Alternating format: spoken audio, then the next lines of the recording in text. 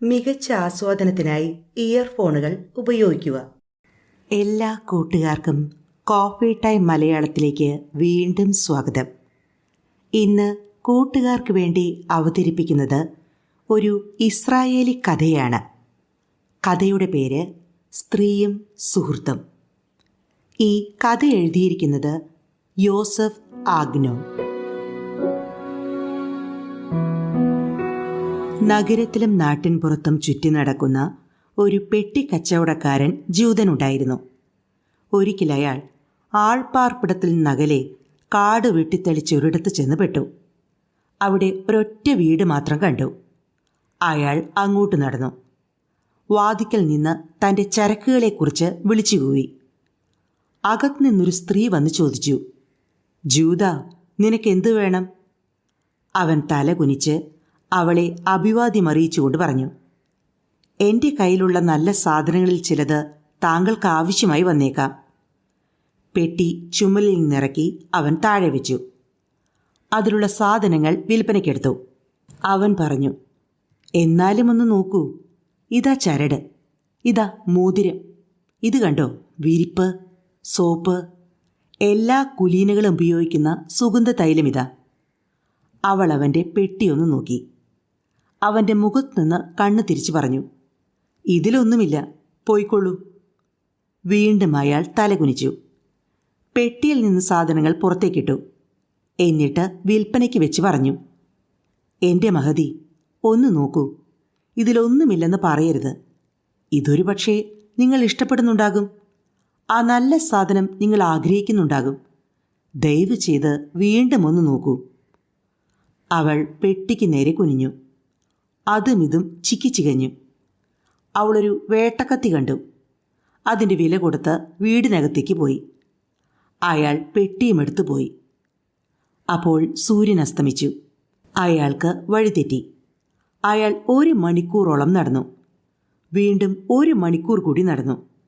അയാൾ കാട്ടിലകപ്പെട്ടു. കാട്ടിൽ നിന്ന് പുറത്തേക്ക് വന്നു. പക്ഷേ വീണ്ടും കാട്ടിലകപ്പെട്ടു. ഇരുൾ മൂടി. ആകാശത്തിൽ ചന്ദ്രൻ പ്രകാശിച്ചില്ല. അയാൾ ചുറ്റും നോക്കി. അയാൾക്ക് പേടിയായി. ദൂരെ ഒരു വെളിച്ചം എരിയുന്നത് അയാൾ കണ്ടു. അയാൾ വെളിച്ചത്തിന് നേരെ നടന്നു. ഒരു വീടിന് മുന്നിലെത്തി. അയാൾ വാതിക്കൽ വീണ്ടും മുട്ടി. വീട്ടമ്മ അയാളെ നോക്കി പറഞ്ഞു, വീണ്ടും നീ ഇവിടെ തന്നെ എത്തിയോ ജൂത? നിനക്കെന്തു വേണം? അവൻ പറഞ്ഞു, ഞാൻ ഇവിടെ നിന്ന് വിട്ട ഉടനെ ഇരുട്ടിൽ വഴിതെറ്റി. ആൾപ്പാർപ്പുള്ള ഒരിടത്തെത്താൻ കഴിഞ്ഞില്ല. അവൾ അവനോട് ചോദിച്ചു, അതുകൊണ്ട് നിനക്കെന്തു വേണം? അവൻ പറഞ്ഞു, ദയവ് ചെയ്ത് ചന്ദ്രൻ ഉദിക്കുന്നതുവരെ എന്നിവിടെ തങ്ങാൻ അനുവദിക്കൂ. ചന്ദ്രിക പരന്നാൽ എനിക്ക് വഴി കാണാം. അപ്പോൾ ഞാൻ പോയിക്കൊള്ളാം. അവളുടെ കുപിതമായ കണ്ണുകൾ അയാളെ നോക്കി. അവളുടെ മുറ്റത്തുള്ള പഴയ പശുത്തൊഴുത്തിൽ കിടക്കാൻ അനുമതി നൽകി. അയാൾ വൈക്കോലിൽ കിടന്നു. സുഖമായി ഉറങ്ങി. രാത്രി നന്നായി മഴ പെയ്തു. രാവിലെ പെട്ടിക്കച്ചവടക്കാരൻ ഉണർന്നപ്പോൾ വെള്ളം പൊങ്ങിയിരിക്കുന്നതാണ് കണ്ടത്. ആ വനിത കഠിന ചിത്തയാണെന്ന് അയാൾക്കറിയാമായിരുന്നു. അയാൾ സ്വയം പറഞ്ഞു, ഞാൻ എന്നെ ദൈവത്തിന് സമർപ്പിക്കും. എന്നാലും ഞാൻ മോശക്കാരിൽ നിന്നും ആനുകൂല്യങ്ങൾ ചോദിക്കുകയില്ല. അയാൾ പെട്ടിയെടുത്തു. പോകാനൊരുങ്ങി. അപ്പോൾ ഗൃഹനായിക അയാളെ നോക്കി പറഞ്ഞു, വീടിൻ്റെ മോന്തായം പൊളിഞ്ഞിട്ടുണ്ട്, നിനക്കത് നന്നാക്കാമോ? അയാൾ പെട്ടി താഴെ വെച്ച് പറഞ്ഞു, ഞാൻ ഇപ്പോൾ തന്നെ കയറാം. അവൾ കോണി കൊടുത്തു. അയാൾ മേൽപ്പുരയിൽ കയറി. കാറ്റിൽ സ്ഥാനം തെറ്റി ഓടുകൾ അയാൾ കണ്ടു. അവ യഥാസ്ഥാനത്ത് വെച്ചു. അയാളുടെ വസ്ത്രങ്ങൾ ചീഞ്ഞൊലിഞ്ഞതോ 2 ഷൂസും പാത്രങ്ങളെപ്പോലെ ആയതോ അയാൾ ഗൗനിച്ചില്ല. അയാൾ സ്വയം പറഞ്ഞു, ഞാൻ മോന്തായത്തിന്മേലിരുന്നാലും കാട്ടിലൂടെ നടന്നാലും എല്ലാം ഒരുപോലെ തന്നെ. ഇവിടെയും മഴ, അവിടെയും മഴ. ഞാനൊരു ഉപകാരിയാണെന്ന് കണ്ടാൽ അവൾ എന്നെ സഹിക്കും. മഴ നിലയ്ക്കുന്നതുവരെ ഇവിടെ നിൽക്കാൻ അനുവദിക്കും. ഓടുകൾ നേരെയാക്കുകയും മൂലകൾ ശരിയാക്കുകയും ചെയ്ത ശേഷം അയാൾ താഴെ ഇറങ്ങി പറഞ്ഞു, ഇനി മുതൽ മഴ നിങ്ങളുടെ വീട്ടിലേക്ക് കടക്കുകയില്ലെന്ന് ഞാൻ ഉറപ്പായി പറയാം. അവൾ പറഞ്ഞു, നിങ്ങളൊരു മിടുക്കൻ പണിക്കാരൻ തന്നെ. നിങ്ങളുടെ കൂലി എത്രയാണ്? ഞാനത് തരാം. അയാൾ നെഞ്ചിൽ കൈവച്ച് പറഞ്ഞു. ഭവതിയിൽ നിന്നൊരു നാണയത്തൊട്ടുപോലും ഞാനിതിന് വാങ്ങില്ല. എൻ്റെ കച്ചവടമല്ലാതെ മറ്റൊന്നിനും ഞാൻ ഒരാളോടും വേദന പറ്റില്ല. പ്രത്യേകിച്ചും എനിക്കിവിടെ രാത്രി കഴിച്ചു കൂട്ടുവാനുള്ള അനുമതി നൽകിയ താങ്കളിൽ നിന്ന്. അവൾ സംശയത്തോടെ അയാളെ നോക്കി. അവൻ അങ്ങനെ പറഞ്ഞത് അവളെ മയക്കാനും കൂടുതൽ കൂലി പിടുങ്ങാനുമായിരിക്കുമെന്ന് അവൾ സംശയിച്ചു. അവസാനം അവൾ പറഞ്ഞു, ഇരിക്കെ, ഞാൻ നിനക്ക് പ്രാതൽ തയ്യാറാക്കാം. അവൻ നിന്ന് വസ്ത്രങ്ങൾ പിഴിഞ്ഞു. ഷൂസിലെ വെള്ളമൊഴിച്ചു. ചുറ്റുപാടുമൊന്നു നോക്കി. മതിലുകളിൽ തൂക്കിയിട്ട മാൻതലകളിൽ നിന്ന് ആ വീട് ഒരു വേട്ടക്കാരൻ്റേതായിരിക്കുമെന്ന് അയാൾ ഊഹിച്ചു. ഒരുപക്ഷെ അതൊരു വേട്ടക്കാരൻ്റെ വീടല്ലായിരിക്കാം. മാൻതലകൾ അലങ്കാരത്തിനായി വെച്ചതാകാം. അയാൾ നോക്കി നിൽക്കെ ഗൃഹനായിക ഭക്ഷണവും ബിയറുമായി വന്നു. അയാൾ തിന്നു. അതിനുശേഷം കുടിച്ചു. എന്നിട്ട് അവളോട് പറഞ്ഞു, ഇനി വല്ലതും ഇവിടെ കേടുപാടുകൾ തീർക്കാനുണ്ടോ? ഭവതി പറയുന്നതെന്തും ചെയ്യാൻ ഞാൻ തയ്യാറാണ്. അവൾ വീടിന് ചുറ്റും നോക്കിക്കൊണ്ട് പറഞ്ഞു, നീ ഒന്ന് നടന്നു നോക്ക്. മഴ നിലയ്ക്കുന്നതുവരെ തന്നെ ഇവിടെ തങ്ങാൻ അനുവദിച്ചതിൽ അയാൾ തൃപ്തനായി. അയാൾ ജോലി തുടങ്ങി. അങ്ങുമിങ്ങുമുള്ള അറ്റകുറ്റങ്ങൾ തീർത്തു. കൂലി ചോദിച്ചതുമില്ല. വൈകുന്നേരം അവൾ അയാൾക്ക് അത്താഴമൊരുക്കി. ഉപയോഗിക്കാത്ത പഴയ സാധനങ്ങൾ ചിതറിക്കിടക്കുന്നൊരു മുറിയിൽ അവൾ അയാൾക്ക് കിടക്കി വിരിച്ചു കൊടുത്തു. പെട്ടിക്കച്ചവടക്കാരൻ ചെയ്ത ഉപകാരത്തിന് വീട്ടമ്മ നന്ദി പറഞ്ഞു. ഈ ഉപകാരം താൻ ഒരിക്കലും മറക്കില്ലെന്ന് ആണയിടുകയും ചെയ്തു. പിറ്റേന്ന് കാലത്തും പൊതിരെ മഴ പെയ്യാൻ തുടങ്ങി. പെട്ടിക്കച്ചവടക്കാരൻ പുറത്തേക്കും വീട്ടമ്മയുടെ മുഖത്തേക്കും നോക്കി. ആർക്കായിരിക്കും തന്നോട് അനുകമ്പ എന്നറിയാനാണ് അയാൾ നോക്കിയത്. വീട്ടമ്മ മുഖം കനപ്പിച്ചിരുന്നു. അവൾ നിശബ്ദയായിരുന്നു. ഭിത്തിയിലെ മാൻതലകൾ നീരാവിയിൽ മൂടി. പച്ചമാംസത്തിൻ്റെ ഗന്ധം അവയിൽ നിന്ന് വമിച്ചു. അവളുടെ മനസ്സിലെ മുഷിപ്പൊഴിവാക്കാനോ മഴയത്ത് ചളിപിളിയായി കിടക്കുന്ന കാട്ടിലൂടെ നടക്കേണ്ട ആ മനുഷ്യനോട് അനുകമ്പ തോന്നിയതുകൊണ്ടോ എന്തോ വീട്ടമ്മ അയാളോട് പതിയെ സംസാരിക്കാൻ തുടങ്ങി. എന്തൊക്കെ അവൾ ചോദിച്ചില്ല. തോരാത്ത മഴയെക്കുറിച്ച് അവൾ പറഞ്ഞു. ചീഞ്ഞളിഞ്ഞ ധാന്യങ്ങളെക്കുറിച്ച് അവൾ പറഞ്ഞു. അങ്ങനെ പലതും പറഞ്ഞു. ഓരോ സംഭാഷണത്തിനും അയാൾ അവളോട് മനസ്സിൽ നന്ദി പ്രകാശിപ്പിച്ചു. ഓരോ സംഭാഷണവും അവളുടെ വീട്ടിൽ അയാൾക്ക് കാലിടം നൽകിയിരുന്നു. അതുകൊണ്ട് അയാൾ മഴയത്ത്, തണുപ്പത്ത്, കാറ്റത്ത്, നിരത്തിലൂടെ നടക്കേണ്ടവനായി വന്നില്ല. അവൾക്കും സന്തോഷമായി. അവളിലും ജീവിക്കുന്നൊരാത്മാവുണ്ടല്ലോ. അവൾ തയ്യൽ സാധനങ്ങൾ എടുത്തു. അയാളോട് ഇരിക്കാൻ പറഞ്ഞു. അയാൾ അവൾക്ക് മുമ്പിലിരുന്നു. മാന്യന്മാരും വനിതകളും ചെയ്ത പ്രവൃത്തികൾ അയാൾക്കറിയാവുന്നത് അവളോട് പറഞ്ഞു. അവൾ കേൾക്കാൻ ഇഷ്ടപ്പെട്ട കാര്യങ്ങൾ തന്നെ പറഞ്ഞു. അങ്ങനെ അവൾ അടുത്തു. അയാൾ പറഞ്ഞു, ഭവതി ഇവിടെ ഏകാഗ്നിയായി താമസിക്കുന്നു. താങ്കൾക്ക് ഭർത്താവില്ലേ? സ്നേഹിതന്മാരില്ലേ? തീർച്ചയായും ഭവതിയുടെ സാന്നിധ്യം കൊതിക്കുന്ന ബഹുമാന്യരായ പുരുഷന്മാർ ഇവിടെയുണ്ട്. അവൾ പറഞ്ഞു, എനിക്കൊരു ഭർത്താവുണ്ടായിരുന്നു. നെടുവീർപ്പെട്ട് പെട്ടിക്കച്ചവടക്കാരൻ പറഞ്ഞു, അദ്ദേഹം മരിച്ചുപോയോ? അവൾ അയാളോട് പറഞ്ഞു, അല്ല, അദ്ദേഹത്തെ കൊന്നു. അവളുടെ കൊല്ലപ്പെട്ട ഭർത്താവിനെ ഓർത്ത് പെട്ടിക്കച്ചവടക്കാരൻ നെടുവീർപ്പെട്ടു. എന്നിട്ട് ചോദിച്ചു, എങ്ങനെയാണ് അദ്ദേഹത്തെ കൊന്നത്? അവൾ പറഞ്ഞു, പോലീസിനറിയാത്തത് നിനക്കറിയണമല്ലേ? അതുകൊണ്ട് നിനക്കെന്ത് കാര്യം? അദ്ദേഹത്തെ ഒരു ക്രൂരമൃഗം തിന്നാലും ആരോ കത്തി കൊണ്ട് കുത്തിക്കൊന്നാലും നിനക്കെന്താണ്? നീയും കത്തി വിൽക്കുന്നില്ലേ? അതുകൊണ്ട് ഒരാൾക്ക് മറ്റൊരാളെ കൊല്ലാമല്ലോ. തൻ്റെ ഭർത്താവിന് എന്താണ് സംഭവിച്ചതെന്ന് പറയാൻ വീട്ടമ്മയ്ക്ക് മനസ്സില്ലെന്ന് പെട്ടിക്കച്ചവടക്കാരൻ ഉടനെ തന്നെ മനസ്സിലാക്കി. അയാൾ പിണങ്ങിയില്ല. അവളും നിശബ്ദയായി. തെല്ലിട കഴിഞ്ഞ് പെട്ടിക്കച്ചവടക്കാരൻ പറഞ്ഞു, ദൈവം ഭവതിയുടെ ഭർത്താവിൻ്റെ കൊലയാളികളെ കണ്ടുപിടിക്കുകയും അവരോട് പ്രതികാരം കാണിക്കുകയും ചെയ്യട്ടെ. അവൾ പറഞ്ഞു, അവരെ കാണില്ല. അവരെന്തായാലും കാണില്ല. ഒരൊറ്റ കൊലയാളിയും തന്നെ പിടികൂടാൻ അനുവദിക്കില്ല. അയാൾ കണ്ണുകൾ താഴ്ത്തിക്കൊണ്ട് പറഞ്ഞു, ഞാൻ ദുഃഖിക്കുന്നു. ഞാൻ ഭവതിയുടെ ദുഃഖത്തെ കുത്തി ഓർമ്മിപ്പിച്ചു. എനിക്കറിയാമായിരുന്നെങ്കിൽ ഭവതിയെ സന്തോഷിപ്പിക്കാൻ ഞാൻ എൻ്റെ പാതി ജീവിതം തന്നെ നൽകുമായിരുന്നു. വനിത അയാളെ നോക്കി. ഒരപരിചിതമായ പുഞ്ചിരി മുഖത്തുണ്ടായിരുന്നു. നിന്നാപൂർവമുള്ള മന്ദഹാസമാകാം, അല്ലെങ്കിൽ സന്തോഷത്തിൻ്റേതാകാം, അല്ലെങ്കിൽ വെറുമൊരു ചിരിയാകാം. ഒരാൾ ചിരിക്കുക, കൂടെയുള്ള ആൾ തൻ്റെ സ്വന്തം രീതിയിൽ ആ ചിരിയെ വ്യാഖ്യാനിക്കുകയും ചെയ്യുന്നു. നിഷ്കളങ്കനായ പെട്ടിക്കച്ചവടക്കാരൻ ആ ചിരി തനിക്ക് അനുകൂലമായതാണെന്നും തന്നെ സന്തോഷിപ്പിക്കാൻ പറഞ്ഞതാണെന്നും വ്യാഖ്യാനിച്ചു. അയാൾക്ക് ആ സ്ത്രീയോട് സഹതാപമുണ്ടായി. അവളുടെ പ്രായവും സൗന്ദര്യവും അവളെ മാന്യരായവർ പരിചരിക്കാൻ അവളെ അർഹയാക്കിയിരിക്കുന്നെന്ന് അയാൾ തീരുമാനിച്ചു. അതിനെ പറ്റിയ ഒരാൾ താനാണെന്നും അയാൾ പെട്ടെന്ന് തന്നെ മനസ്സിലാക്കി. തനിച്ചിരിക്കുന്ന ഏത് സ്ത്രീയുടെ ചെവികളും സ്നേഹിക്കുന്ന പദങ്ങൾ അയാൾ സംസാരിക്കാൻ തുടങ്ങി. ശുദ്ധനായ പെട്ടിക്കച്ചവടക്കാരന് ഈ പദങ്ങളെല്ലാം എവിടെ നിന്ന് കിട്ടിയെന്ന് ദൈവത്തിന് മാത്രം അറിയാം. അവൾ അയാളെ വിലക്കിയില്ല, ശകാരിച്ചതുമില്ല.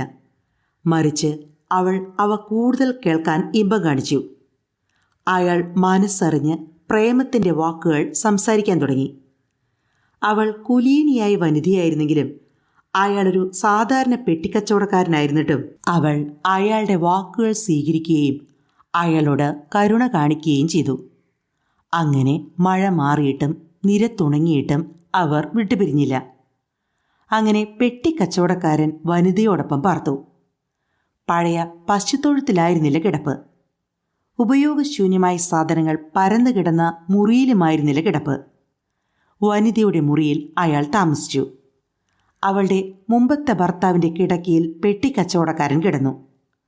അയാളെ തൻ്റെ പ്രഭുവിനെ പോലെ അവൾ പരിചരിച്ചു. വീട്ടിലും പാടത്തും അവൾക്കുള്ള എല്ലാറ്റിൽ നിന്ന് ധാന്യങ്ങളെടുത്തും നല്ലതും കൊഴുത്തതുമായ പക്ഷികളെ അറുത്തും അവൾ നിത്യേന പെട്ടിക്കച്ചവടക്കാരന് വിഭവങ്ങളൊരുക്കി. ആദ്യത്തിൽ അവളൊരു കിളിയുടെ കഴുത്ത് ഞെരിച്ച് കൊന്നത് കണ്ടപ്പോൾ അയാൾ വിറച്ചുപോയി. എന്നാൽ അയാളത് തിന്നു. തിന്നെന്ന് മാത്രമല്ല, അവയുടെ അസ്ഥിക്കുള്ളിലുള്ള മജ്ജ വലിച്ചു കുടിക്കുകയും ചെയ്തു. യാതൊരു കുറ്റവും ചെയ്യാൻ ആദ്യം ഉദ്ദേശിക്കാതിരിക്കുകയും പിന്നീട് എല്ലാ കുറ്റങ്ങളും ആഹ്ലാദത്തോടെ ചെയ്യുകയും ചെയ്യുന്ന സാധാരണ മനുഷ്യരുടെ രീതിയിൽ തന്നെയാണ് അയാളും പ്രവർത്തിച്ചത്. അയാൾക്ക് ഭാര്യയും കുഞ്ഞുങ്ങളും ഉണ്ടായിരുന്നില്ല. അയാളെ കാത്തിരിക്കാൻ ആരും തന്നെ ഉണ്ടായിരുന്നില്ല. അതുകൊണ്ട് അയാൾ ആ സ്ത്രീയോടൊപ്പം തന്നെ താമസിച്ചു. അയാൾ പെട്ടിക്കച്ചവടക്കാരൻ്റെ ഉടുപ്പുകൾ അഴിച്ചുമാറ്റി. പകിട്ടുള്ള വസ്ത്രങ്ങൾ ധരിച്ചു. അവിടെയുള്ള ആളുകളുമായി ഇടപഴകി. അതിലൊരാളായി. വനിത അയാളെ വീട്ടിലോ പാടത്തോ പ്രവർത്തിക്കാൻ അനുവദിച്ചില്ല. അവൾ തന്നെ എല്ലാ പ്രവൃത്തികളും ഏറ്റെടുത്തു. അയാൾക്ക് നല്ല വിഭവങ്ങളും മദ്യങ്ങളും നൽകി. പകൽ അവൾ അയാളെ ശകാരിച്ചിരുന്നുവെങ്കിൽ രാത്രിയിൽ അയാളോട് ദയ കാണിച്ചു. എല്ലാ സ്ത്രീകളെയും പോലെ ചിലപ്പോൾ ഇങ്ങനെ, മറ്റവസരങ്ങളിൽ അങ്ങനെ. അങ്ങനെ 1 മാസം കഴിഞ്ഞു. പിന്നെ 1 മാസം കൂടി കഴിഞ്ഞു. അയാളൊരു പാവപ്പെട്ട പെട്ടിക്കച്ചവടക്കാരനാണെന്നും അവളൊരു വനിതയാണെന്നും അയാൾ മറന്നു. അവനൊരു ജൂതനാണെന്നും മറ്റുമുള്ള കാര്യങ്ങൾ അവളും മറന്നു. ഒരേ മേൽപ്പുരയ്ക്ക് കീഴെ അവർ ഒന്നിച്ചുകൂടി.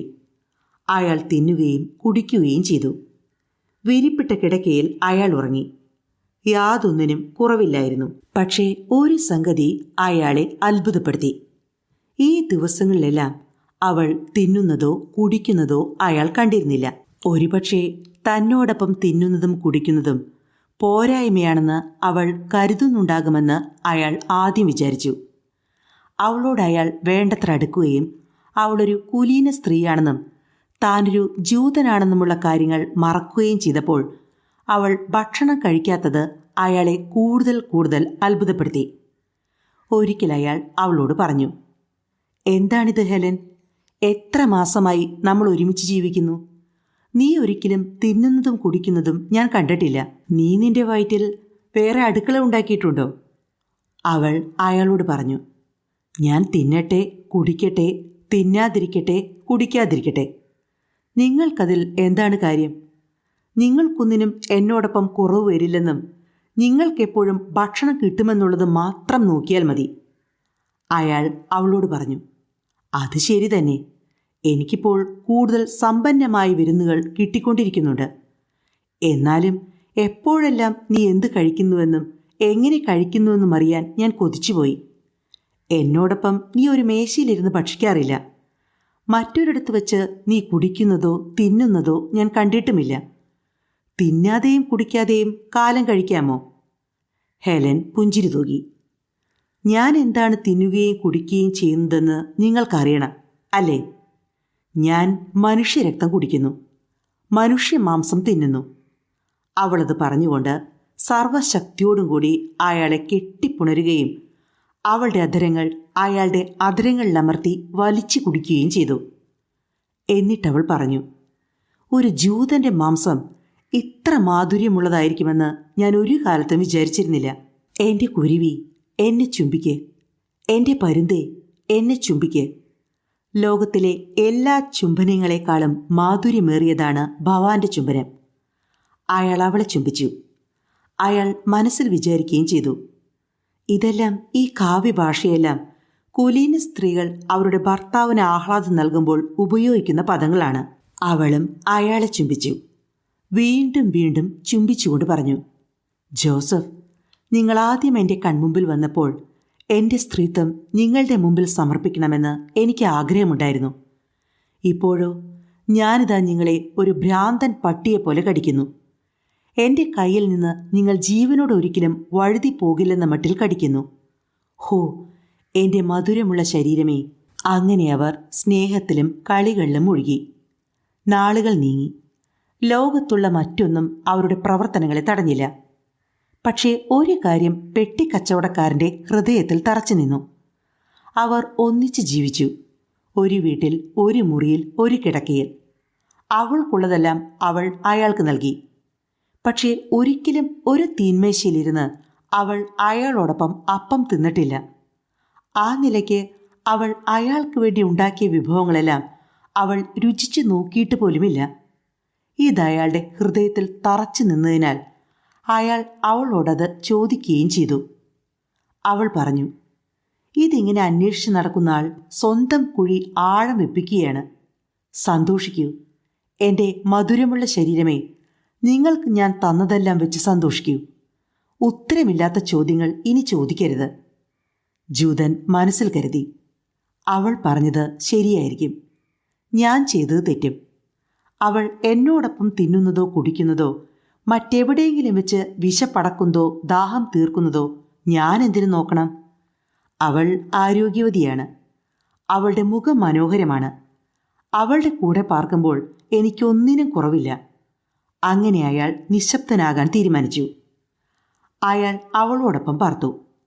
അവളുടെ മേശമേൽ വെച്ച തീറ്റ സാധനങ്ങളിൽ സംതൃപ്തി പൂണ്ടു.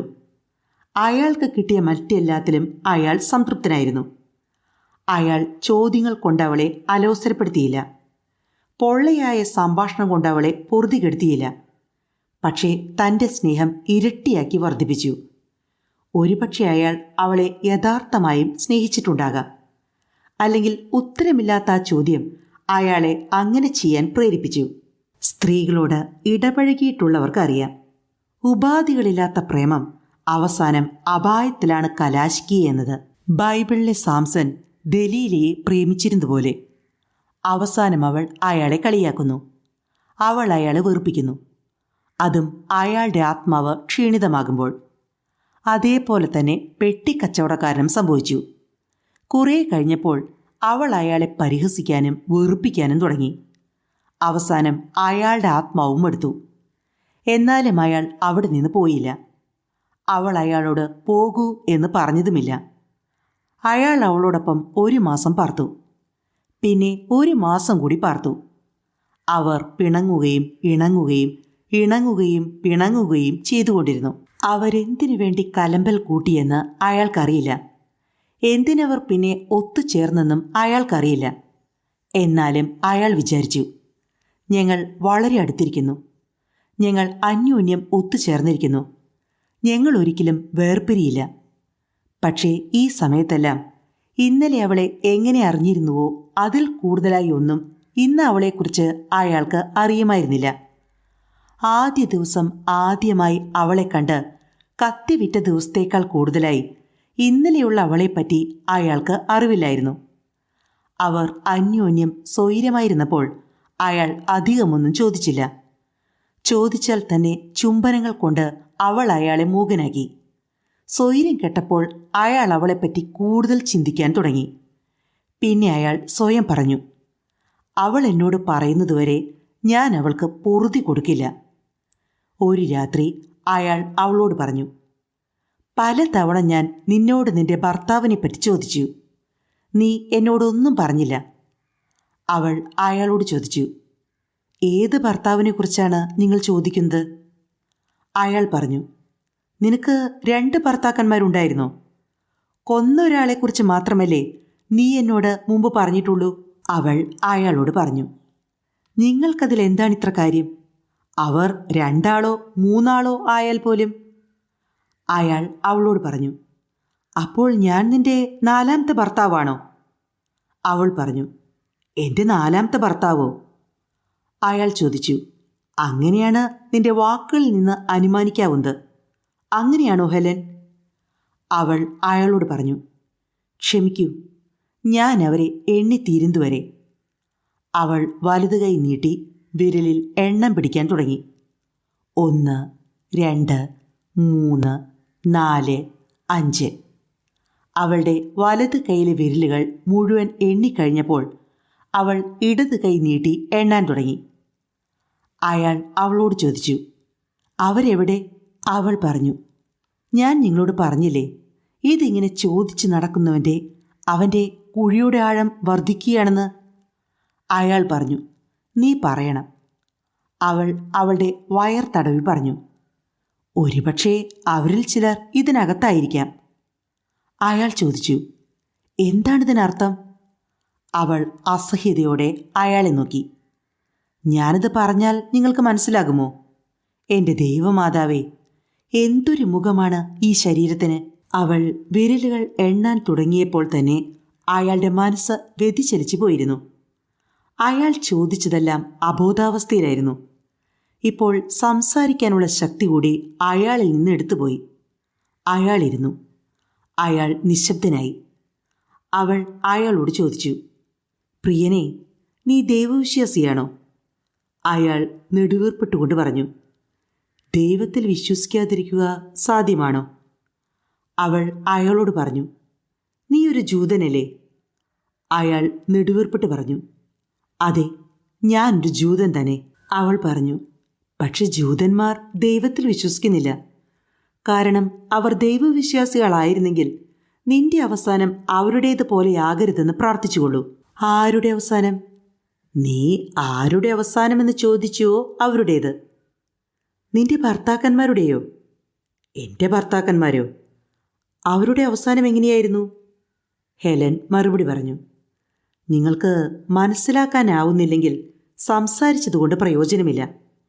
അവൾ സംസാരിച്ചപ്പോൾ അവൾ അയാളുടെ കഴുത്തിലേക്ക് നോക്കി. അവളുടെ നീലക്കണ്ണുകൾ പുതിയ കത്തി പോലെ തിളങ്ങി. അയാളും അവളെ തന്നെ നോക്കി. വിറച്ചുപോയി അയാൾ. അവളും വീണ്ടും അയാളെ നോക്കിക്കൊണ്ട് പറഞ്ഞു, നിങ്ങളുടെ മുഖം എന്താ വാടുന്നത്? അയാൾ മുഖം തടവിക്കൊണ്ട് പറഞ്ഞു, എൻ്റെ മുഖം വാടിയോ?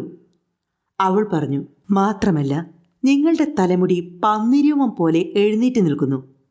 അയാൾ തല തടവിക്കൊണ്ട് പറഞ്ഞു, എൻ്റെ തലമുടിയോ? അവൾ പറഞ്ഞു, നിങ്ങളുടെ താടിയുടെ അടിഭാഗം താറാവിൻ്റെ തോൽ പോലെയായിരിക്കുന്നു. ഛേ, ഭീരുക്കളുടെ മുഖം എത്രമാത്രം വിരൂപമാണ്! നിങ്ങൾ എത്രമാത്രം വിരൂപമാണ്! അവൾ അയാളുടെ നേരെ തുപ്പി. എന്നിട്ട് എഴുന്നേറ്റ് പോയി. അവൾ നടന്നു പോകുമ്പോൾ മുഖം തിരിച്ചുകൊണ്ട് പറഞ്ഞു, നിങ്ങളുടെ കഴുത്തിലെ മുഴ ഒന്ന് സൂക്ഷിച്ചുകൊള്ളൂ. ദൈവമാതാവേ, അത് വിറയ്ക്കുന്നില്ലേ? അത് കത്തി കണ്ടതുപോലെ വിറയ്ക്കുന്നില്ലേ? എൻ്റെ കൊച്ചോമനെ, പേടിക്കാതിരിക്കൂ. ഞാനിപ്പോൾ നിന്നെ കടിക്കുന്നില്ല. പെട്ടിക്കച്ചവടക്കാരൻ താടിക്ക് കൈയും കൊടുത്ത് ഇരുന്നു പോയി. ഇടയ്ക്കിടെ അയാൾ മുഖം തടവുകയും താടി തൊട്ടുഴിയുകയും ചെയ്തു. തലമുടി ശാന്തമായി മുമ്പത്തെ പോലെ അവിടെയും ഇവിടെയും പതുങ്ങിക്കിടന്നു. നടുവിൽ ചീകി അയാളത് വകഞ്ഞു വെച്ചു. അയാൾക്ക് തണുപ്പ് ബാധിച്ചു. അയാളെ ഐസിലിട്ടതുപോലെ. തൊട്ടടുത്ത മുറിയിൽ നിന്ന് ഹെലൻ്റെ കാൽപ്പെരുമാറ്റം കേൾക്കാം. ഈ സമയത്ത് അയാൾ അവളെ സ്നേഹിച്ചില്ല. അവളെ വെറുത്തതുമില്ല. അയാളുടെ സന്ധികൾ മരവിച്ചു പോയിരുന്നു. മനസ്സ് ജാഗരം കൊണ്ടു. അയാൾ സ്വയം പറഞ്ഞു, ഞാൻ എഴുന്നേറ്റ് എൻ്റെ പെട്ടിയുമെടുത്ത് പോകണം. അയാൾ പോകാൻ ആഗ്രഹിച്ചെങ്കിലും അയാളുടെ കാലുകൾ വീണ്ടും മരവിച്ചു. ഹെലൻ്റെ കാൽപ്പെരുമാറ്റം കേൾക്കാം. അവളുടെ കാൽപ്പെരുമാറ്റം നിലച്ചപ്പോൾ പാത്രങ്ങൾ ഉരുമുന്നതിൻ്റെ ഒച്ച കേട്ടു. ഭക്ഷണം പാകം ചെയ്യുന്നതിൻ്റെ ഗന്ധം മണത്തു. വീണ്ടും പെട്ടിക്കച്ചവടക്കാരൻ ചിന്തിക്കാൻ തുടങ്ങി. ഇപ്പോഴല്ലെങ്കിൽ നാളെ കാലത്തെങ്കിലും ഞാൻ ഇവിടെ നിന്ന് പോകണം. ചീഞ്ഞൊലിഞ്ഞ തൊഴുത്തിൽ ആദ്യത്തെ രാവ് കടന്നു പോകാൻ അവൾ അനുവദിച്ചപ്പോൾ എന്തൊരു ആഹ്ലാദമായിരുന്നു. ഇപ്പോൾ ഒരുക്കി വെച്ച കിടക്ക പോലും കേണ് പറയുന്നു, ഇവിടെ നിന്ന് പോകൂ, ഓടി മറയൂ. ആ സമയത്ത് ഇരുൾ ബാധിച്ചിരുന്നു. വീണ്ടും അയാളോട് രാജിയായി. ഇന്ന് രാത്രി കൂടി ഇവിടെ കഴിക്കാം. അയാളുടെ ഭാര്യയുടെ മുറിയിലല്ല, കൊല ചെയ്യപ്പെട്ട അവളുടെ ഭർത്താക്കന്മാരുടെ മുറിയിലല്ല, പശുതൊഴുത്തിലോ അല്ലെങ്കിൽ മറ്റ് മുറികളിലോ കിടന്ന് നേരം കഴിക്കാം. നേരം വെളുത്ത് പോകുന്നതുവരെ അങ്ങനെ തന്നെ കഴിച്ചുകൂട്ടാം. ഹെലൻ കടന്നു വന്ന് പറഞ്ഞു, ഞാൻ നിങ്ങളെ വിഴുങ്ങിയ മാതിരിയുണ്ടല്ലോ ഇപ്പോൾ നിങ്ങളെ കണ്ടാൽ. അവൾ അയാളുടെ കൈ കടന്നു പിടിച്ചു. തീൻമേശയിലേക്ക് ആനയിച്ചു. അയാളെ മേശയ്ക്ക് മുമ്പിലിരുത്തി. ഭക്ഷണം കഴിക്കാൻ പറഞ്ഞു. അയാളൊരു ചെറിയ കഷ്ണമെടുത്ത് അപ്പടി വിഴുങ്ങി. അയാളുടെ കൈകൾ അപ്പത്തിൽ നിന്ന് പിൻവലിഞ്ഞു. അയാൾ എഴുന്നേറ്റു. ഹെലൻ പറഞ്ഞു, നിൽക്കൂ, ഞാനും നിങ്ങളോടൊപ്പം വരാം. അവൾ ആട്ടിൻ തോലുകൊണ്ടുള്ള മേൽക്കുപ്പായം ധരിച്ച് അയാളോടൊപ്പം പുറത്തേക്ക് പോയി. വഴിക്ക് വെച്ച് അവൾ സ്നേഹവും പകയുമുള്ള പദങ്ങളൊന്നും തന്നെ പറഞ്ഞില്ല.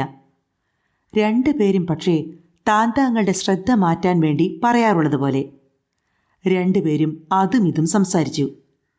അവൻ നടന്നു പോകവേ അവർ ഒരു ശിലാപീഠത്തിന് മുമ്പിലെത്തി. ഹെലൻ നിന്നു. ഹൃദയഭാഗത്ത് കുരിശടയാളം വരച്ചു. ഒരു ചെറിയ പ്രാർത്ഥന. പിന്നീടവൾ ജോസഫിൻ്റെ കൈ ഗ്രഹിച്ചു. വീടിനകത്തേക്ക് അവനോടൊപ്പം നടന്നു. രാത്രി ജോസഫ് ഉറക്കത്തിൽ ഞെട്ടി ഉണരുകയും ഭയന്ന് ഉറക്കെ കരയുകയും ചെയ്തു. ഒരു കത്തി തൻ്റെ ഹൃദയത്തിൽ കുത്തിയിറക്കിയതായി അയാൾക്ക് തോന്നി. അല്ല, അയാളുടെ ഹൃദയത്തിലല്ല, ശിലാപീഠത്തിൽ. അല്ല, ശിലാപീഠത്തിലല്ല, ഹിമം കൊണ്ടുണ്ടാക്കിയ പീഠത്തിൽ. ക്രിസ്ത്യാനികൾ പുഴയിൽ ഒഴിവുകാലങ്ങളിൽ ഉണ്ടാക്കുന്നതുപോലുള്ള ഹിമപീഠത്തിൽ. കത്തി അയാൾക്ക് മുറിവേൽപ്പിച്ചില്ല, പക്ഷേ അയാൾക്ക് നെഞ്ചുവേദനയുണ്ടായി. അയാൾ തിരിഞ്ഞും മറിഞ്ഞും കിടന്നുകൊണ്ട് നെടുവേർപ്പെട്ടു. ഉറക്കം അയാളെ കീഴ്പ്പെടുത്തി. അയാൾ മയങ്ങിപ്പോയി. അയാൾ ശബ്ദം കേട്ടു. പട്ടി കഴുത്തിലിട്ട ചങ്ങല പൊട്ടിച്ചത് അയാൾ കണ്ടു. അയാൾ കണ്ണ് മുറുക്കെ ചിമ്മി. കാണാതിരിക്കാൻ വെറുതെ ശ്രമിച്ചു. അവൾ ചാടി അയാളുടെ മീതെ കയറി. അവളുടെ പല്ലുകൾ അയാളുടെ കഴുത്തിൽ കടിച്ചു. അയാളുടെ കഴുത്തിൽ നിന്ന് ചോരയൊഴുകി. അവൾ ചോര നക്കി കുടിച്ചു. അയാൾ ഉറക്കെ കരഞ്ഞു. തിരിഞ്ഞു കിടന്നു. ഹെലൻ ഉണർന്ന് അട്ടഹസിച്ചോട് പറഞ്ഞു, നിങ്ങളെന്തിന് ഈ വീട് മുഴുവൻ ഉണർത്തണം, എന്നെ ഉറങ്ങാൻ അനുവദിക്കാതെ? അയാൾ തലയിണയോടും കിടക്കത്തുവാലയോടും ഒട്ടിച്ചുരുണ്ടുകൂടി. ഇളകാതെ നേരം വെളുക്കുവോളം കഴിച്ചു. പ്രഭാതത്തിൽ ജോസഫ് ഹെലനോട് പറഞ്ഞു, ഞാൻ നിങ്ങളുടെ ഉറക്കം തകരാറിലാക്കി. അപ്പോൾ ഹെലൻ പറഞ്ഞു, നിങ്ങൾ പറയുന്നത് എന്താണെന്ന് എനിക്കറിയുന്നില്ല. അയാൾ അവളോട് പറഞ്ഞു, ഞാൻ നിന്നെ ഉറങ്ങാൻ അനുവദിക്കില്ലെന്ന് നീ അട്ടഹസിച്ചില്ലേ? ഞാൻ അട്ടഹസിക്കുകയോ? അങ്ങനെയാണെങ്കിൽ നീ ഉറക്കത്തിൽ സംസാരിച്ചതാവും. അവൾ ആകെ വിളറി. എന്നിട്ട് ചോദിച്ചു, ഞാൻ എന്തേ പറഞ്ഞത്? രാത്രി അയാൾ തൻ്റെ കിടക്ക് ഉപയോഗശൂന്യമായ പഴയ സാധനങ്ങൾ വെച്ച് മുറിയിലേക്കെടുത്തു. ഹെലൻ അത് കണ്ടു. അവൾ ഒന്നും പറഞ്ഞില്ല. കിടക്കാറായപ്പോൾ അയാൾ അവളോട് പറഞ്ഞു, എനിക്ക് ഉറക്കം തീരെ കിട്ടുന്നില്ല. ഉരുണ്ടും മറിഞ്ഞും കിടക്കണം. ഞാൻ നിന്റെ ഉറക്കം കൂടി തകരാറിലാക്കുന്നതുകൊണ്ട് ഞാൻ എൻ്റെ കിടക്ക മറ്റേ മുറിയിലേക്ക് എടുക്കുകയാണ്. ഹെലൻ അംഗീകാരത്തോടെ തലയിളക്കിക്കൊണ്ട് പറഞ്ഞു, നിങ്ങൾക്ക് നല്ലതെന്തോ അത് ചെയ്യൂ. അതാണ് ഞാൻ ചെയ്യുന്നത്. അത് തന്നെ, അതാണ് ശരി, ഹെലൻ പറഞ്ഞു. പിന്നീട് അവർ സംസാരിച്ചില്ല.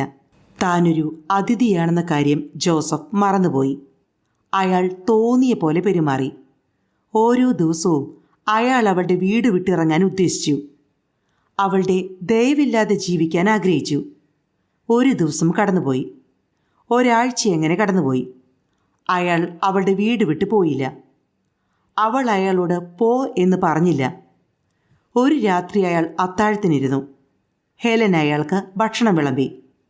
ആ നിമിഷത്തിൽ അവളുടെ വായിൽ നിന്ന് വിശക്കുന്ന ആളുടെ ശ്വാസം കേട്ടു. നീ എന്തിനാണ് നിന്റെ വായ തിരിക്കുന്നത്? അയാൾ ചോദിച്ചു. ഞാനെൻ്റെ വായ തിരിച്ചില്ല. അവൾ അപരിചിതമായി പുഞ്ചിരി തൂക്കിക്കൊണ്ട് പറഞ്ഞു. ഒരുപക്ഷേ നിങ്ങൾ എൻ്റെ ശ്വാസം മണത്തിട്ടുണ്ടാകും. അയാൾ പറഞ്ഞു. ഒരു കഷ്ണം അപ്പം എടുത്ത് തിന്നു. അപ്പോൾ അവൾ പറഞ്ഞു, സാരമില്ല, എനിക്ക് വിശപ്പില്ല. വീണ്ടും അപരിചിതമായൊരു ചിരി അവളുടെ മുഖത്തുദിച്ചു. അത് ആദ്യത്തേതിനേക്കാൾ അസുഖകരമായിരുന്നു. അയാൾ തിന്നുകയും കുടിക്കുകയും ചെയ്തതിനു ശേഷം അയാളുടെ മുറിയിൽ പോയി കിടക്കി വിരിച്ചു. പെട്ടെന്ന് അയാളുടെ തലയിൽ ഒരു ആഗ്രഹമുണ്ടായി. ഇന്ന് രാത്രി ഒന്ന് പ്രാർത്ഥിക്കണം. ഒരു കുരിശ് മതിലിൽ തൂങ്ങിക്കിടന്നിരുന്നതിനാൽ അയാൾ പ്രാർത്ഥിക്കാൻ വേണ്ടി വീട്ടിൽ നിന്ന് പുറത്തേക്ക് പോയി. അതൊരു ശിശിരകാല രാത്രിയായിരുന്നു. മണ്ണിൽ മഞ്ഞ് മൂടിക്കിടന്നു. ആകാശം മൂടൽ ബാധിച്ച് കറുത്തിരുന്നു. അയാൾ ആകാശത്തേക്ക് നോക്കി. വെളിച്ചത്തിൻ്റെ ഉള്ളി പോലും കണ്ടില്ല. അയാൾ താഴേക്ക് നോക്കി. അയാൾക്ക് വഴി കാണാൻ കഴിഞ്ഞില്ല. പെട്ടെന്ന് ആ കാട്ടിലെ പാർപ്പിടത്തിൽ മണ്ണിൽ വീണുകൊണ്ടിരുന്ന പുതുമഞ്ഞിൽ അയാൾ തടവിലാക്കപ്പെട്ടതായി അയാൾ കണ്ടു. അയാളുടെ മീതെ മഞ്ഞ് പെയ്തു മൂടി. പിന്നെയും പിന്നെയും കൂടുതൽ മഞ്ഞ് വീണു. അയാൾ മഞ്ഞിൽ നിന്ന് അയാളുടെ കാലുകൾ കുതറി ഓടാൻ തുടങ്ങി. മഞ്ഞിൽ നിൽക്കുന്ന ശിലാപീഠത്തിന് മുമ്പിലെത്തി അയാൾ. ആകാശങ്ങളിലിരിക്കുന്ന ഭാവ ജോസഫ് കേണു. ഞാൻ എത്രത്തോളം പോയി? ഞാനിപ്പോൾ മടങ്ങിയെത്തിയിട്ടില്ലെങ്കിൽ ഞാൻ നഷ്ടപ്പെട്ടു പോകുമായിരുന്നു. അയാൾ ചുറ്റും നോക്കി. കാറ്റിൻ്റെ ഗതി നോക്കി. അയാൾ വീട്ടിലേക്ക് വഴിയാരാഞ്ഞു. എന്നിട്ട് അവിടെ എത്തിച്ചേർന്നു. അവിടം നിശബ്ദമായിരുന്നു. മഞ്ഞ് കൂമ്പാരങ്ങളിൽ മഞ്ഞ് പെയ്യുന്നതിൻ്റെ പതനമല്ലാതെ മറ്റൊന്നും കേൾക്കാനുണ്ടായിരുന്നില്ല. അതോടൊപ്പം മഞ്ഞിൽ താണുപോയ കാൽ കുതിറിയെടുക്കാൻ പാടുപെടുമ്പോഴുള്ള ശബ്ദവും കേട്ടു. അയാളുടെ ചുമലുകളിൽ വലിയൊരു ഭാരമുള്ള പെട്ടി ചുമന്നാലുള്ള ഭാരമുണ്ടായിരുന്നു. കുറച്ച് സമയത്തിന് ശേഷം അയാൾ വീട്ടിലെത്തി. വീട് ഇരുളിൽ മുങ്ങിക്കിടന്നു. അതിലെ മുറികളിൽ വിളക്കുകൾ മിന്നിയിരുന്നില്ല. അവൾ ഉറങ്ങുകയാണ്. ജോസഫ് മന്ത്രിച്ചു. അയാൾ നിന്നു. അയാൾ പല്ലുകൾ വെറുപ്പോടെ കടിച്ചു ഞെരിച്ചു. അയാൾ കണ്ണടച്ച് മുറിയിലേക്ക് കടന്നു. അയാൾ മുറിയിലേക്ക് കടന്നപ്പോൾ ഹെലൻ ആ മുറിയിൽ ഉണ്ടായിരുന്നെന്ന് അയാൾക്ക് തോന്നി. അയാൾ വെറുപ്പ് അവളിൽ നിന്ന് മറച്ചുവെച്ചു. അയാൾ അതിവേഗം വസ്ത്രങ്ങൾ അഴിച്ചു. തലയിണകളിലേക്കും തൂവൽ കിടക്കയിലേക്കും ചെരിഞ്ഞു. പതുക്കെ അയാൾ മന്ത്രിച്ചു. ഹെലൻ. അതിനുത്തരം കിട്ടിയില്ല. അയാൾ എഴുന്നേറ്റ് ഒരു മെഴുകുതിരി കത്തിച്ചു. തൻ്റെ കിടക്കയിൽ ധാരാളം ദ്വാരങ്ങളുള്ളതായി അയാൾ കണ്ടു. ഇവിടെ എന്തു സംഭവിച്ചു? അയാൾ അല്പം മുമ്പ് മുറിയിൽ നിന്ന് പുറത്തേക്ക് പോയപ്പോൾ കിടക്കയ്ക്കൊരു ദ്വാരം പോലും ഉണ്ടായിരുന്നില്ല. ഇപ്പോൾ അവ കുത്തി കീറിയിരിക്കുന്നു. സംശയിക്കാനില്ല, ആരോ കിടക്കയിൽ ദ്വാരങ്ങൾ ഉണ്ടാക്കിയിട്ടുണ്ട്. പക്ഷേ എന്താവശ്യത്തിനു വേണ്ടി? അയാൾ ചുറ്റും നോക്കി. അല്പം ചോര കണ്ടു. അയാൾ ചോര നോക്കി. അയാൾ അതിശയിച്ചു പോയി. നെടുവീർപ്പിടുന്നതിൻ്റെ ശബ്ദം അയാൾ കേട്ടു. അയാൾ നോക്കി. ഹെലൻ നിലത്ത് വീണ് കിടക്കുന്നത് അയാൾ കണ്ടു. അവളുടെ കയ്യിൽ കത്തിയുണ്ട്. അയാൾ ആ വീട്ടിലേക്ക് കാല് കുത്തിയ ദിവസം അവൾ അയാളിൽ നിന്ന് വാങ്ങിയ അതേ കത്തി. അയാൾ അവളുടെ കയ്യിൽ നിന്ന് കത്തി മാറ്റി അവളെ തറയിൽ നിന്ന് പൊക്കിയെടുത്തു. എന്നിട്ട് കിടക്കയിൽ കിടത്തി. ഹെലൻ കണ്ണു തുറന്നു. അയാളെ മിഴിച്ചു നോക്കി. അവൾ അയാളെ മിഴിച്ചു നോക്കവേ അവൾ വായ തുറന്നു. അവളുടെ പല്ലുകൾ തിളങ്ങി. ജോസഫ് ഹെലനോട് ചോദിച്ചു, നീ എന്തെങ്കിലും പറയാൻ ആഗ്രഹിക്കുന്നുണ്ടോ? അവൾ പറഞ്ഞു, ഇല്ല. അയാൾ അവളുടെ സമീപത്തേക്ക് കുനിഞ്ഞിരുന്നു. പെട്ടെന്നവൾ ചാടി എഴുന്നേൽക്കുകയും അയാളുടെ കഴുത്തിൽ പിടിമുറുക്കുകയും പല്ലുകൊണ്ടമർത്തി കടിക്കുകയും നുണഞ്ഞു കടിക്കുകയും ചെയ്തു. പിന്നെ അവൾ അയാളെ തള്ളി മാറ്റി കരഞ്ഞുകൊണ്ട് പറഞ്ഞു, ഛേ, നിങ്ങൾ എത്രമാത്രം തണുത്തിരിക്കുന്നു. നിങ്ങളുടെ ചോര ചോരയല്ല, തണുത്ത വെള്ളമാണ്. പെട്ടിക്കച്ചവടക്കാരൻ ആ വനിതയെ ഒരു ദിവസം, 2 ദിവസം, മറ്റൊരു ദിവസം കൂടി പരിചരിച്ചു. അയാൾ അവളുടെ മുറിവുകൾ കെട്ടി. ആ മുറിവുകൾ അവൾ തന്നെ ഉണ്ടാക്കിയിരുന്നതാണല്ലോ. അയാളെ കൊല്ലാൻ വേണ്ടി അവൾ വന്ന ദിവസം? അയാൾ അവൾക്ക് ഭക്ഷണം പാചകം ചെയ്ത് നൽകി. അവളുടെ വായിൽ വെച്ചു കൊടുത്ത ഭക്ഷണം അവൾ ഛർദ്ദിച്ചു. അവൾക്ക് മനുഷ്യരെ പോലെ ഭക്ഷണം കഴിക്കുന്നത് അറിയാമായിരുന്നില്ല. അവൾ അവളുടെ ഭർത്താക്കന്മാരെ കൊന്ന് അവരുടെ മാംസം ഭക്ഷിച്ചു. അതാണ് അവളുടെ ശീലം. അവരുടെ രക്തം കുടിക്കുകയും ചെയ്തു. അവരെ ഒഴിവാക്കാൻ അവൾ ഉദ്ദേശിക്കുമ്പോൾ അങ്ങനെയായിരുന്നു അവൾ ചെയ്തിരുന്നത്. 5-ാം നാൾ അവളെ അവളുടെ ആത്മാവ് വിട്ടു. അവൾ മരിച്ചു.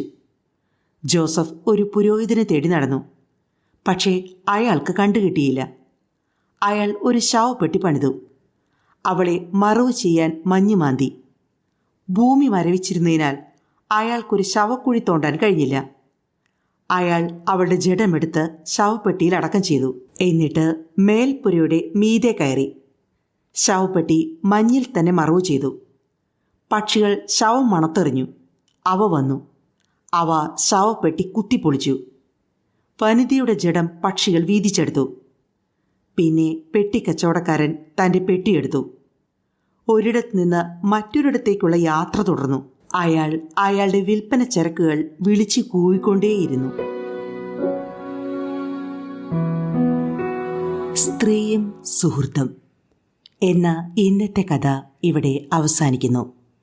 അടുത്ത തവണ വീണ്ടും കാണും വരേക്കും എല്ലാ കൂട്ടുകാർക്കും നന്ദി, നമസ്കാരം.